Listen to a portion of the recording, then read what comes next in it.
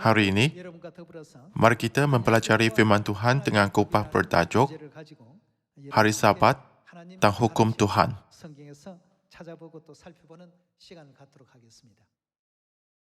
Sebelum kita memulakan kupah hari ini, biar saya tanya kalian satu soalan. Baru-baru ini, saya dengar bahawa prestij Republik Korea telah naik, sehingga sesetengah lapangan terbang Eropah adalah luang yang khas untuk orang Korea. Jadi, banyak orang Asia berpura-pura menjadi orang Korea untuk cepat melintasi laluan. Pada masa itu, mereka akan ditanya soalan mudah seperti, apakah pekerjaan insuni? Kebanyakan orang Korea tahu jawapan ini. Mereka akan ditanyai 2 atau 3 soalan mudah yang sebegitu. Jika betul, mereka boleh lalu. Jika tidak, mereka akan disuruh balik ke barisan biasa. Hari ini, dalam kupah bertajuk Hari Sabat dan Hukum Tuhan, biar saya tanya satu soalan yang sangat mudah. Saya akan sebut nama satu demi satu, tetapi meninggalkan gelaran mereka. Napoleon, Genghis Khan, Hannibal, Roosevelt, George Washington, John F. Kennedy, Chung Ju-yong, Park Chung-hee, Kim Dae-jun, dan Roh Tae-woo. Kalian semua, apakah persamaan mereka? Jika Anda tidak tahu jawapannya, biar saya berikan sedikit pedua. Manet, Monet, dan Beethoven. Dapatkah Anda cari suatu persamaan dalamnya? Persamaan adalah mereka semua ialah manusia. Betul. Apa lagi? Mereka semua telah mati. Betul. Mereka ialah penakluk yang terkenal, ahli politik dan orang kaya, tapi semuanya telah mati. Walaupun mereka memainkan peranan yang tertentu semasa hidup, kini mereka sudah mati. Di manakah mereka sekarang? Dalam Alkitab, sama seperti manusia ditetapkan untuk mati hanya 1 kali saja, dan sesudah itu ada apa? Ada penghakiman. Ada yang akan terima penghakiman neraka, dan yang lain akan terima penghakiman untuk pergi ke syurga. Destinasi mereka akan berbeza. Mereka semua adalah sama. Dilahirkan sebagai manusia di bumi dan mati semasa di bumi. Namun, selepas itu, bukan semuanya pergi ke tempat yang sama. Namun, kalian dan saya ada keinginan yang sama apabila kita meninggalkan dunia ini. Kita boleh pergi ke kerajaan syurga yang mulia. Itulah keinginan kita yang terbesar. Mari kita pergi ke syurga. Namun, untuk pergi ke syurga, ada hal-hal tertentu disuruh oleh Tuhan bagi kita lakukan di bumi ini. Hari ini, mari kita melihat hal itu bawah kubah bertajuk Hari Sabat dan Hukum Tuhan. Apakah yang harus dibuat oleh orang yang percaya kepada Tuhan, yaitu orang yang ingin pergi ke syurga? Mengenai hal ini, mari kita lihat buku Ulangan bab 28. Buku Ulangan bab 28 ayat 58.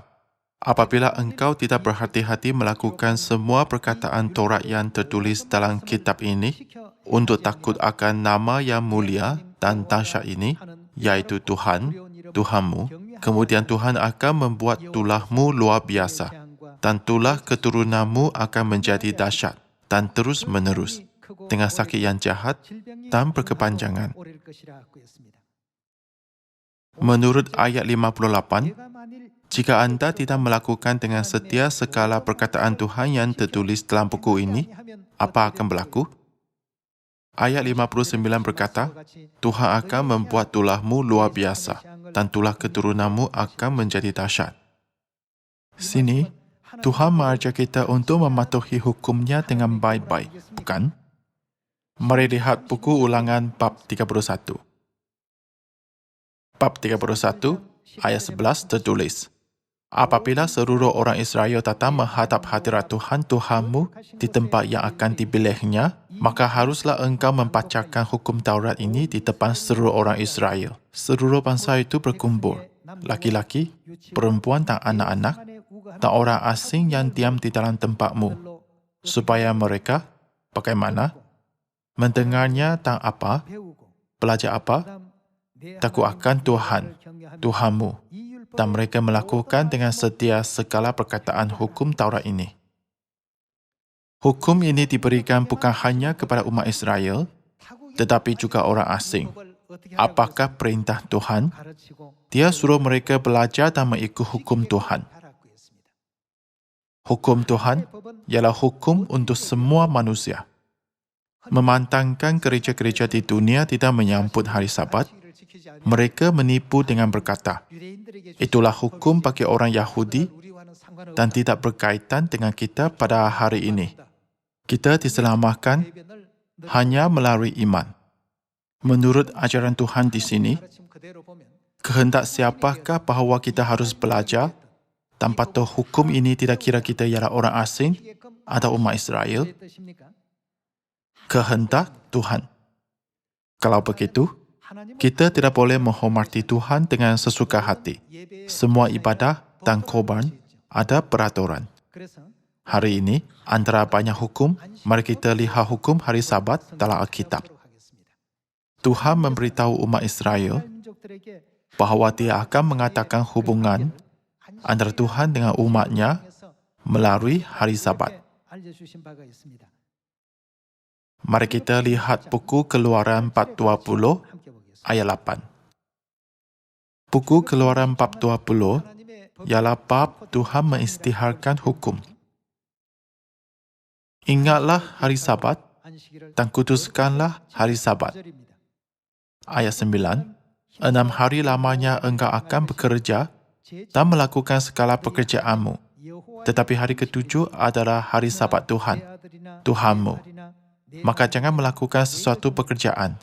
Engkau ada anakmu laki-laki, ada anakmu perempuan, ada hambamu laki-laki, ada hambamu perempuan, ada haiwanmu, ada orang asing yang di tempat kediamanmu.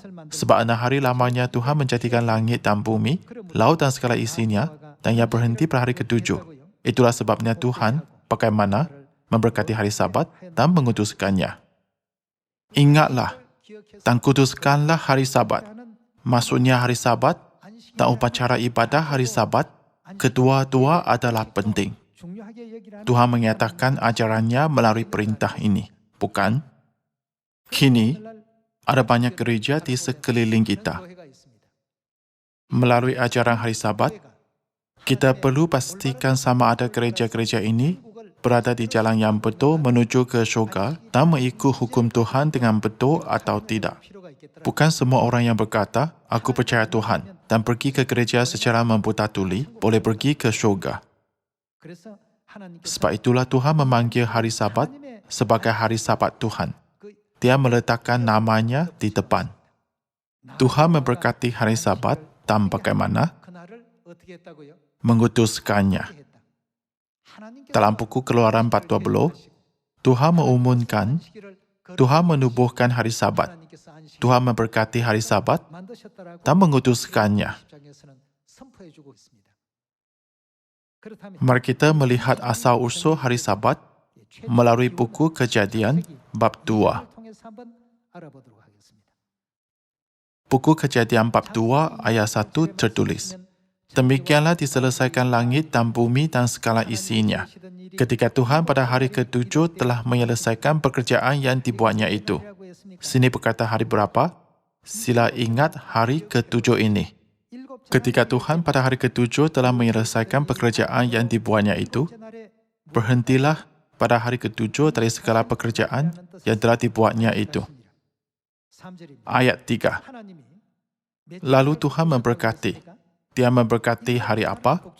Hari ketujuh itu, dan mengutuskannya. Kerana pada hari itulah ia berhenti dari segala pekerjaan penciptaan yang telah dibuatnya itu. Hari Sabat bukan hanya mengantungi maksud hari ke-7 dalam seminggu, tetapi juga janji Tuhan untuk memberkati dan mengutuskan kita. Memandangkan ini bukanlah hukum buatan manusia, tetapi hukum Tuhan. Bolehkah manusia mengubah hukum Tuhan sesuka hati? Tidak boleh.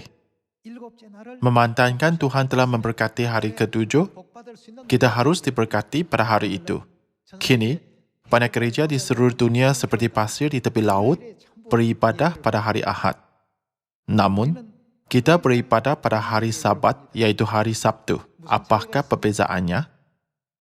Ada orang berkata, apakah masalahnya sama ada pada hari Sabtu atau Ahad selagi kita menyembah Tuhan? Mungkin ini kedengaran benar, tetapi tidak. Hal itu dikatakan demikian kerana hari Sabat ialah perintah Tuhan. Ketetapan, peraturan dan hukum Tuhan ialah prinsip yang sangat penting ditubuh oleh Tuhan untuk membimbing kita ke syurga. Jadi, pada hari ke-7, bagaimana kita harus mengingati hari Sabat? Tuhan suruh kita mengutuskannya. Jika bila-bila hari pun boleh, sama ada hari Ahad atau hari Sabtu, maka tiada sebabnya untuk mengingati hari Sabat, bukan? Namun, mengenai hari ini, Tuhan memang berfirman, ingatlah. Ada korban persembahan Habel dan Kain. Habel mempersembahkan korban menurut kehendak Tuhan, tetapi Kain pula menurut kehendak sendiri. Adakah korban yang dipersembahkan sesuka hati itu diterima? Semua usahanya adalah sia-sia. Hari Sabat yang kita sambut pada hari ini ditubuhkan menurut kehendak Tuhan, agar kita memperingati kuasa pencipta yang mencipta langit dan bumi serta memuliakannya. Ada orang di dunia mudah memilih jalan sendiri untuk pergi ke kerajaan syurga. Kita tidak dapat mencapai syurga jika jalan itu tidak ditetapkan oleh Tuhan. Mari lihat buku Keluaran bab 31 ayat 13. Bab 31 ayat 13 tertulis, katakanlah kepada orang Israel, firman Tuhan demikian, akan tetapi hari-hari Sabatku harus kamu pelihara. Sebab itulah apa? Peringatan antara aku dan kamu turun-temurun. Mari lihat apa maksud tanda, sehingga kamu mengetahui bahawa akulah Tuhan yang mengutuskan kamu. Dengan apa? Dengan menyambut hari Sabat. Tuhan menjadi Tuhan kita dan kita menjadi siapa? Kita menjadi umat Tuhan. Itulah maksudnya. Ayat 14. Haruslah kamu pelihara hari Sabat, sebab itulah hari kudus bagimu. Siapa yang melanggar keputusan hari Sabat itu, pastilah ia bagaimana? Dihukum mati. Dalam Perjanjian Lama, orang dihukum mati secara fizikal. Tetapi pada zaman Perjanjian Baru ini, kita akan dihukum mati secara rohani. Inilah peraturan Tuhan. Secara ringkas, hukum Tuhan untuk manusia ini adalah sangat penting agar kita dapat memasuki syurga. Jadi, sebab setiap orang yang melakukan pekerjaan pada hari itu, orang itu harus dilenyapkan dari antara bangsanya. Ayat 15, 6 hari lamanya boleh dilakukan pekerjaan, tetapi pada hari yang ke-7 haruslah ada Sabat, hari perhentian penuh, hari kudus bagi Tuhan. Setiap orang yang melakukan pekerja pada hari Sabat, pastilah ia dihukum mati. Maka haruslah orang Israel memelihara hari Sabat, dengan merayakan Sabat turun-temurun, menjadi perjanjian kekal antara aku dan orang Israel. Maka inilah suatu peringatan untuk selama-lamanya. Sebab 6 hari lamanya Tuhan menjadikan langit dan bumi, dan pada hari yang ke-7 ia berhenti bekerja untuk beristirahat. Tuhan suruh semua manusia mempelajari hukum ini dan mematuhinya. Ada orang bertanya, adakah hari Sabat begitu penting? Ya, sangat penting. Ini bukanlah kata-kata saya, tetapi Tuhanlah yang mengajar kita bahawa hari Sabat adalah penting. Jadi kita harus beritahu semua orang ajaran Tuhan ini, bukan? Mari lihat buku Yehezkiel bab 20. Buku Yehezkiel bab 20 ayat 11 tertulis, Di sana, aku memberikan kepada mereka ketetapan-ketetapanku dan memberitahukan peraturan-peraturanku, dan manusia yang melakukannya akan hidup. Ketetapan, hukum dan peraturan semua adalah sama. Ayat 12, hari-hari Sabatku juga kuberikan kepada mereka menjadi apa? Peringatan di antara aku dan mereka, supaya mereka mengetahui bahawa akulah Tuhan yang menguduskan mereka. Tuhan akan menjadi Tuhan kita dan kita akan menjadi umat-Nya. Hubungan kita dengan Tuhan ditubuhkan melalui hari Sabat. Jika hari Sabat tidak disambut, apa akan terjadi pada tanda Tuhan dengan umat-Nya? Hubungan dengan Tuhan akan terputus. Dalam erti kata lain, kita tidak dapat diselamatkan. Mari kita lihat ayat 13. Tetapi kaum Israel memberontak terhadap aku di padang gurun. Mereka tidak hidup menurut ketetapan-ketetapanku, dan mereka menolak peraturan-peraturanku, yang kalau manusia melakukannya, ia akan hidup. Mereka juga melanggar keputusan hari-hari Sabatku dengan sangat. Melanggar keputusan hari Sabat bermaksud tidak menyambut hari Sabat, bukan? Jika kita tidak menyambut hari Sabat, mengabaikan sepenuhnya semua hukum Tuhan, malah mendakwa sendiri sebagai umat Tuhan yang percaya Tuhan, adakah itu masuk akal? Tidak masuk akal. Mari memastikan kehendak mutlak Tuhan mengenai hal ini. Buku Matius, bab 7. Buku Matius, bab 7, ayat 21 tertulis, bukan setiap orang yang berseru kepadaku, Tuhan, Tuhan. Sini orang yang berseru Tuhan, Tuhan, ialah orang yang percaya Tuhan akan masuk ke dalam kerajaan syurga, melainkan dia yang melakukan apa? Melakukan kehendak Bapaku yang di syurga. Hari Sabat ialah kebenaran yang ditubuhkan menurut kehendak Tuhan dan ialah hukum Tuhan. Yesus sudah memastikan sejelasnya bahawa kita tidak boleh memasuki syurga dengan hanya berseru, Yesus, Yesus. Ayat 22. Pada hari terakhir, banyak orang akan berseru kepadaku, Tuhan, Tuhan, bukankah kami bernubuat demi namamu dan mengusir syaitan demi namamu dan mengadakan banyak mujizat demi namamu juga? Pada waktu itulah, aku akan berterus terang kepada mereka dan berkata, apa? Aku tidak pernah mengenal kamu. Mereka mengusir syaitan demi nama Tuhan, bernubuat demi nama Tuhan, dan mengatakan banyak mujizat demi nama Tuhan. Namun, Yesus berkata bahawa dia tidak kenal mereka. Sebab itu diberikan kemudian, mereka melakukan apa? Enyahlah daripadaku, kamu sekalian pembuat kejahatan. Tuhan telah menetapkan hukum untuk keselamatan manusia. Dia menubuhkan hukum perjanjian lama dalam perjanjian lama dan hukum perjanjian baru dalam perjanjian baru. Dia ingin kita kembali ke syurga kekal dengan ikut hukum itu. Namun, banyak orang berkata, kita hanya perlu percaya. Adakah ini dan itu perlu dipertimbangkan? Ya, kita perlu memastikannya satu demi satu. Betapa berharganya roh kita. Di bumi ini, hidup manusia kira-kira 70-80 tahun. Tetapi syurga ialah dunia yang kekal. Bukan? Kita mesti pergi ke dunia itu. Jika ada apa-apa faktor yang menghalang dalam perjalanan ke syurga, kita harus tahu bagaimana membetulkannya. Berdasarkan firman, kuduskanlah hari Sabat pada hari ini. Tidak menyambut hari Sabat ialah pelanggaran hukum. Bukan? Jadi kesimpulannya adalah akhirnya, mereka tidak boleh memasuki syurga yang Yesus tinggal. Yesus berkata, enyahlah daripadaku, kamu sekalian pelanggar hukum. Ada banyak peraturan dan ketetapan Tuhan. Ada hukum yang mesti kita patuhi. Kita tidak boleh berkata, aku percaya Tuhan, sambil mengabaikan semua hukum itu. Dalam erti kata lain, jika kita tidak menyambut hari Sabat, yaitu hukum Tuhan, kita tidak boleh memasuki syurga. Pada hari itu, mereka akan berkata dengan yakin kepada Yesus, saya mengusir syaitan demi namamu, melayani sebagai gembala dan nabi demi namamu, serta memegang berbagai jenis jawatan dan gelaran.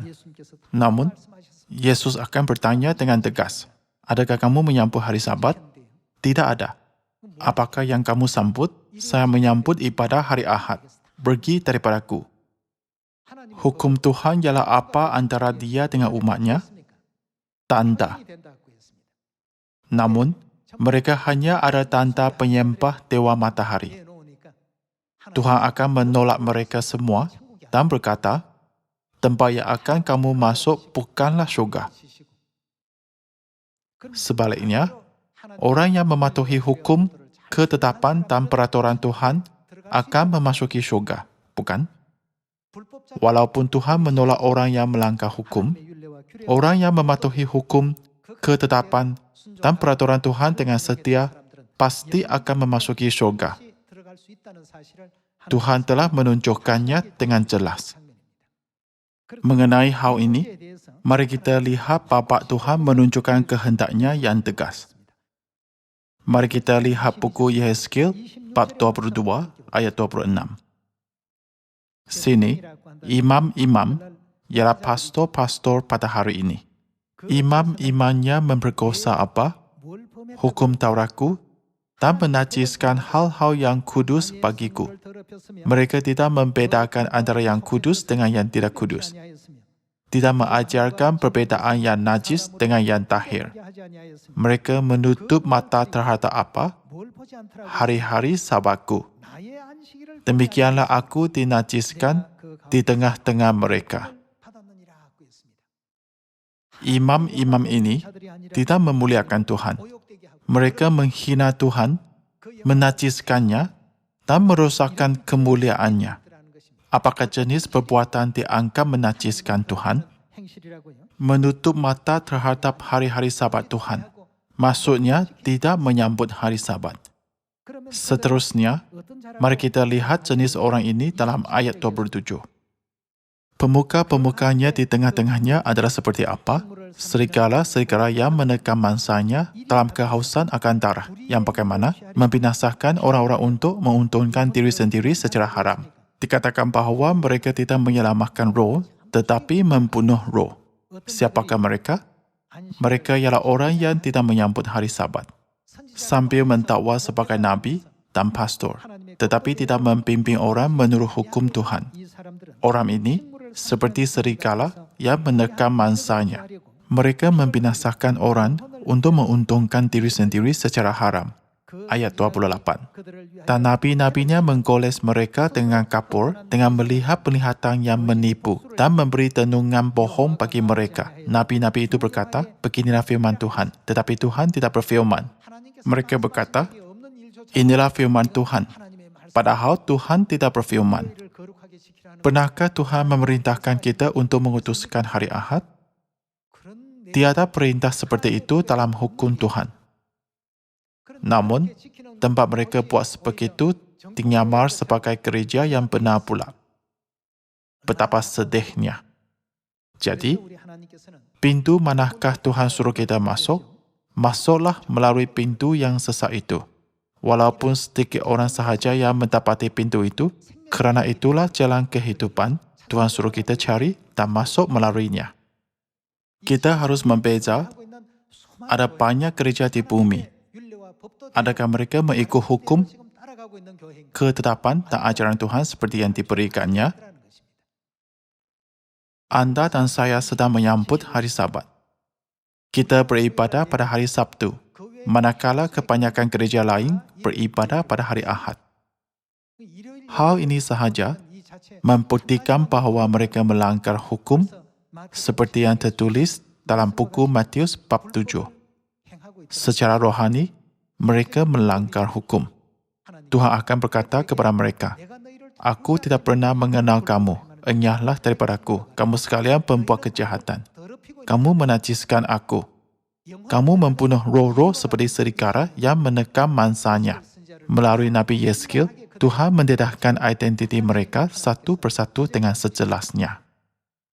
Jika kita berkata, aku percaya Tuhan, kita harus mematuhi hukum Tuhan. Dalam hukum Tuhan, ada hukum disebut hari Sabat.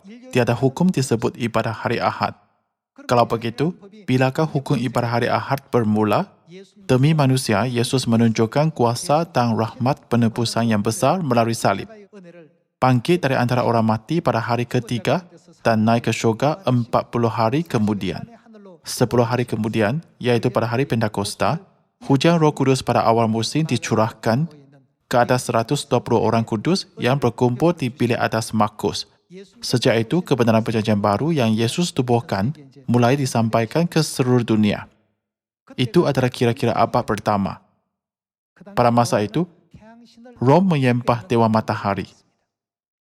Akibatnya, kebanyakan amalan agama Kristian pada hari ini berkaitan dengan dewa matahari. Ibadah hari Ahad ialah hari apabila orang Rom menyembah dewa matahari seminggu sekali. Christmas ialah hari untuk menyambut hari kelahiran dewa matahari.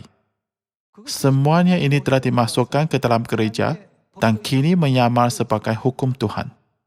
Tentang hal ini, Tuhan berkata apa? Tuhan berkata, "Aku dinajiskan antara kamu yang tidak mematuhi hukumku." Apabila kita melihat semua ini, hari Sabat ialah kebenaran Tuhan yang harus dibolehkan dan dianggap suci. Hanya orang yang mengakui Tuhan menciptakan langit dan bumi serta segala sesuatu dapat mematuhi kebenaran ini. Ini bukan hanya berkata, kami beribadah pada hari Sabtu dan mereka beribadah pada hari Ahad. Ini ialah hukum Tuhan yang sangat penting untuk membezakan sejelasnya sama ada kita ialah umat Tuhan dari pantangannya. Mari kita lihat buku Markus bab 16 ayat 9. Bab 16 ayat 9 tertulis, setelah Yesus bangkit pagi-pagi pada hari pertama minggu itu, hari Sabat ialah hari ketujuh. Di Israel, sistem mingguan terus mengedar seperti berikut. Hari pertama, hari kedua, hari ketiga, hari keempat, hari kelima, hari keenam dan hari ketujuh. Selepas hari ketujuh, keesokan harinya ialah hari apa? Pastilah hari pertama. Hari Sabat ialah hari ketujuh, jadi ayat 9 boleh dikatakan, Yesus bangkit pagi-pagi pada hari pertama sesudah hari ketujuh. Bangkit bermaksud dibangkitkan. Semua denominasi di seluruh dunia mengakui bahawa Yesus telah dibangkitkan pada hari Ahad. Alkitab membuktikan bahawa hari Ahad ialah hari pertama dan bukannya hari ketujuh. Hari pertama tidak boleh menjadi hari Sabat. Oleh itu, untuk mewajarkan ibadah hari Ahad, kini gereja-gereja memanggilnya sebagai hari Tuhan, kerana mereka tidak dapat menggunakan nama hari Sabat. Kalian semua hari Sabat barulah hari Tuhan. Yesus berkata, Anak manusia ialah Tuhan atas hari Sabat.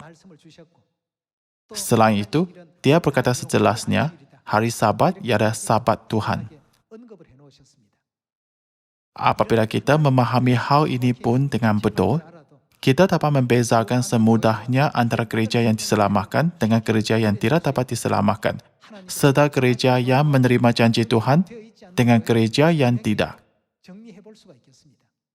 Kalian semua, kita tidak boleh pergi ke gereja yang tidak sambut hari Sabat.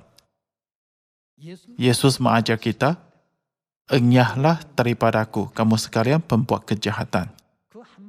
Dengan satu ayat ini pun, kita dapat buat perbezaan, bukan? Anda dan saya benar-benar diberkati oleh Tuhan.